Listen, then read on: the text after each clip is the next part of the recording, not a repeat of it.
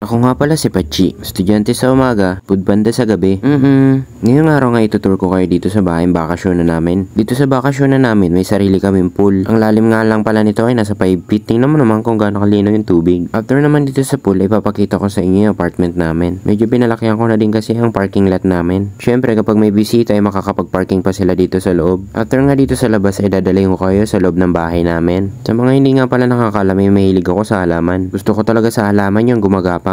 Syempre, masarap kaya kapag may ginagapangan. Charot. So, ayun na nga, ito nga yung kitchen namin. Kung nakikita nyo naman, medyo busy dito yung katulong namin. May katulong talaga kami sa bahay. Nagpe-prepare lang siya dito ng breakfast namin. Syempre, pagkatapos magmekos-mekos ni Inday, ay ipapakita ko naman sa inyo yung bathtub namin. Yung bathtub nga pala dito sa bakasyon ay pinalagay ko sa labas. Para mas nakaka-relax, lalo na pag maganda yung sunset. Ito nga pala sa bathtub namin ay pinasemento ko na yung paligid para hindi kami makita kapag may dumadaan. Bali yung bahay kasi namin nasa gilid lang ng kalsada. After nga yun, idadalayin ko na kayo dito sa room ko. Dito nga pala sa room ko, pinagsama-sama ko na yung kwarto nila mama, ate at ng kapatid ko. Gusto ko kasi talaga sama-sama kami sa loob ng kwarto. Para kahit papano ay may banding din kami. Dito nga pala sa bahay bakasyon na namin, sa mga hindi nakakaalam, ay pwede din kayo dito mag-staycation. Bali sa 2 packs, 2K.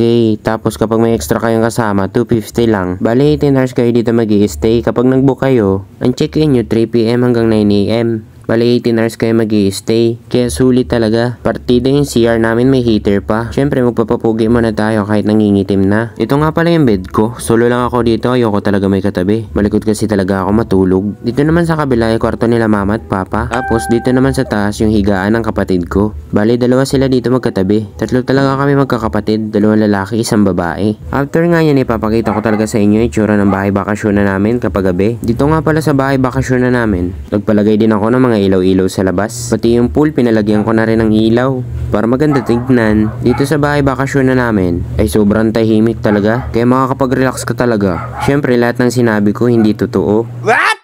Nag-staycation lang talaga kami. Ang pangalan nga pala ng transit na to ay Blackpad Tiny House. Dito lang nga to matatagpuan sa may Holiday Homes. Pagpasok mo sa Holiday Homes, kakaliwa ka tapos dulo kanan. Tapos kapag may nakita kang bamboo na gate, yun na yun. Syempre dahil tapos na ang oras namin sa pag-stay, ay balik na ulit kami sa pagiging mahirap. Dito nga pala sa part na to ay kasama ko ang family ko. Nag-celebrate lang talaga kami ng birthday ko.